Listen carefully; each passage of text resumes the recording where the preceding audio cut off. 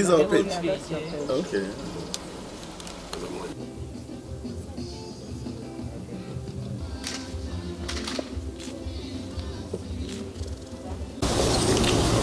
Also, the degree certificates not certified, and also bankers check wrongly addressed. So, for those reasons, I reject your application for nomination as a presidential candidate.